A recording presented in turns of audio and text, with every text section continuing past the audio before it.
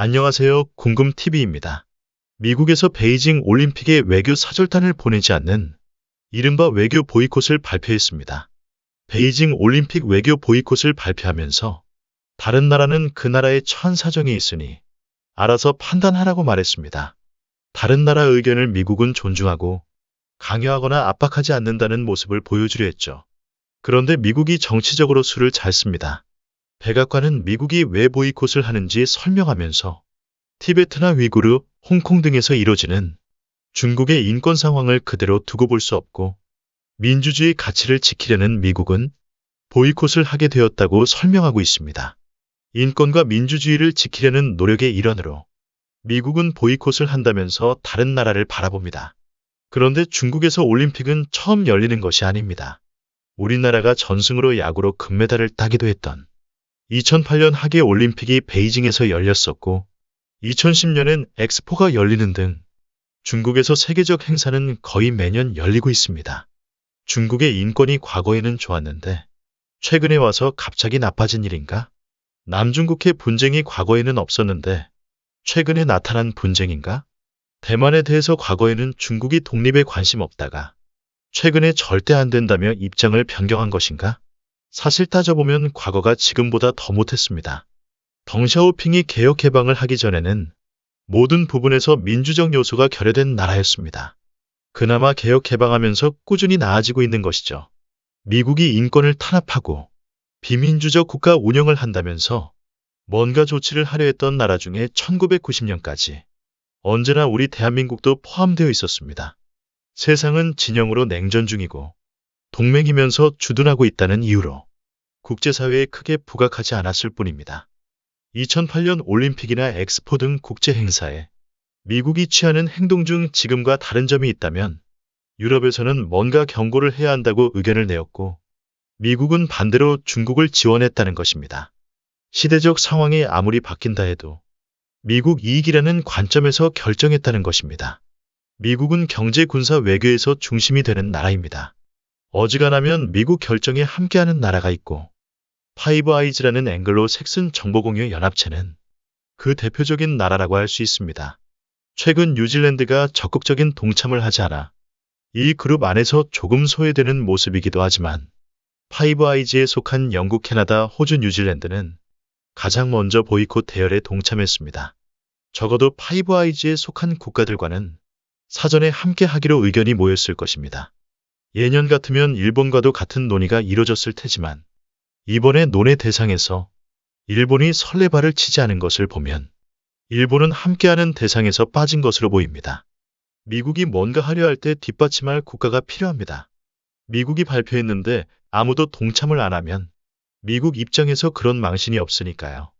발표하기 전에 통지했다는 이유만으로도 때론 발표 후 사안을 설명했다는 이유로 무조건 미국 뒤를 따르던 나라들이 있습니다.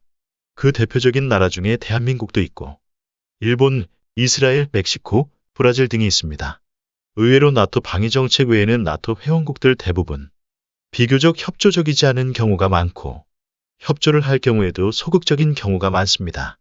독일의 경우 미국 정책에 노골적으로 반대해버립니다.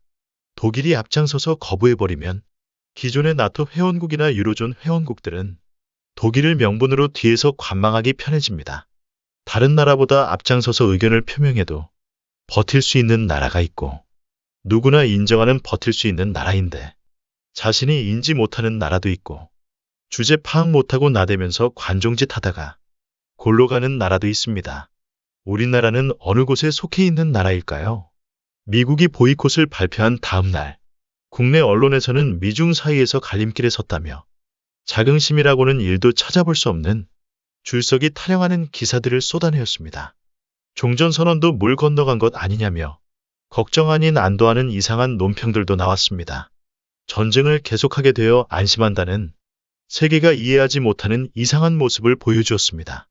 우리 정부에서는 보이콧 계획이 없다 발표했죠. 미적거리지도 않았습니다. 트럼프 정권 때 쿼드가 한참 국내에서 논란이 되었죠. 참여해야 나라가 산다 어쩐다 난리가 났습니다. 문재인 정부는 참여하지도 않았죠. 나라가 망했나요? 따지고 보면 문재인 정부 내내 좀비 국가에서 자주권을 내세운 주권국가로 대변역이 진행되었던 시기가 아니었나 생각됩니다. 사춘기 같은 혼란이 대한민국에서 일어났었습니다. 바뀐 대한민국에 적응하지 못한 혼란이 대한민국만큼 미국에서도 일어났었습니다. 문정인 전 대통령 특보 말 한마디 한마디에 미 국무부가 다음날 즉각 반박하고 대한민국은 국익에 따라 선택하는 국가이지 미국이 선택한 것을 무조건 받아들이지 않는다고 이수혁 대사가 세미나에서 발언하자 미국은 물론 국내에서도 뒤집어졌었습니다. 아베가 수출 규제를 단행하고 독도에서 대규모 수훈련을 했을 때 미국이 대한민국을 비판하는 어이없는 일이 있었죠. 일본에서 기분이 나쁠 거라는 이유였습니다. 김현종 차장의 독도는 누구에게 허락받고서 훈련하는 땅이 아니라며 미국의 비판을 정면으로 들이받자 미국은 어디서 감히 이런 말을 하냐며 김현종 전 차장을 경질하라는 압력을 넣기도 했습니다. 아마도 이때가 한미 간 서로의 정체성을 확인하게 된 그런 시기가 아니었나 생각이 듭니다. 국내 언론들 우려는 정반대의 결과로 이어졌습니다. 미국이 앞장서서 한미동맹 굳건함을 말하는 시대이고 군사뿐 아니라 모든 부분에서 핵심 동맹이라며 망설이지 않고 말하고 있습니다. 국제사회는 대한민국을 선진국으로, 선도국으로 부르는 걸 조금도 망설이지 않고 있습니다. 국력이라는 것이 있죠. 어느 한 국가가 가지는 힘 그것이 국력인데 수치로 확인되는 경제력이 나라별로 가장 비교하기 쉬운 표본이 됩니다. 군사력도 중요한 지표로 활용되지만 경제력이 막강한 나라 사이에서 작은 분쟁은 있지만 전쟁할 위험은 상대적으로 작고 군사력으로 위협해서 상대 나라에게 양보를 얻어내기 어려운 세상이고 군사력이 강하다 해서 대접받는 세상이 아니어서 자국을 방위하는 데 군사력이 중요하지만 나라 간 비교하는 지표로 경제보다 중요하게 사용하지는 않는 것 같습니다.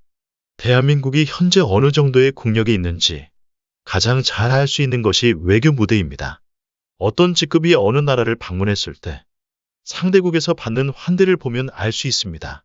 어지간한 나라의 대한민국 장관 정도가 방문하면 국빈급 대접을 받고 돌아옵니다. 하지만 아직 넘사벽인 국가들도 있습니다. 미국을 포함한 안보리 상임이사국은 정치, 경제, 군사에서 동등하지 않습니다. 내 나라 내부 일에서 외국의 협력을 받아야 하는 일이 많으면 많을수록 그 나라들의 결정에 국내 안보와 경제가 영향을 받으면 받을수록 해당하는 외국에 굽힐 일이 많아집니다. 이들 국가와 대등한 외교는 가능할까요? 이들에게 존중받는 단 하나의 방법은 부르지도 않았는데 알아서 줄 서는 바보짓을 하지 않는 것입니다. 그리고 독자적인 다른 의견을 개진하는 것입니다. 지금은 그들이 함께하자고 요청을 해오고 있습니다.